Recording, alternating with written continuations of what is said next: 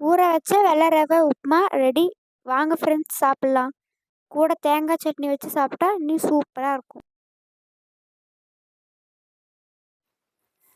2 tumbler வெள்ளை ரவை,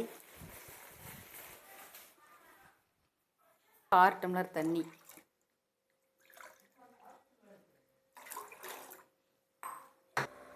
ஊற வச்ச வெள்ளை ரவை உப்புமா வாங்க எப்படி செய்யலான்னு பார்க்கலாம்.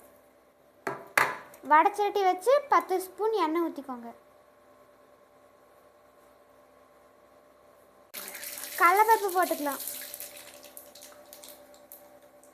1 கப் வெங்காயம்,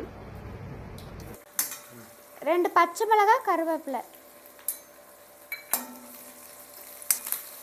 கொஞ்சம் இஞ்சி, நல்லா தாளிச்சுக்கோங்க. 1 ஸ்பூன் உப்பு, துருவின தேங்காய் 1 கப்பு, ஊற வச்ச ரவையை அதில் போட்டுக்கலாம். 2 ஸ்பூன் தேங்காய் எண்ணெய் ஊற்றிக்கலாம்.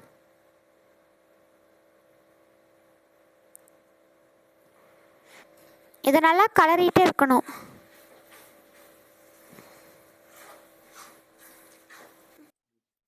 நல்லா பொழு பொழுன்னு வர்ற அளவுக்கு கலரிக்கலாம்.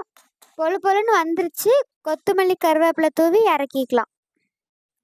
கொத்தமல்லி இல்லாதனால கருவேப்பிலை மட்டும்தான் நான் போட்டிருக்கிறேன். நல்லா பொழு பொழுன்னு வந்துருச்சு.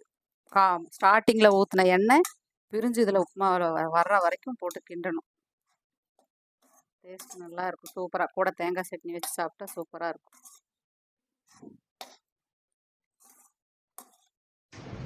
லைக் பண்ணுங்க, ஷேர் பண்ணுங்க, சப்ஸ்கிரைப் பண்ணுங்க. தேங்க்யூ.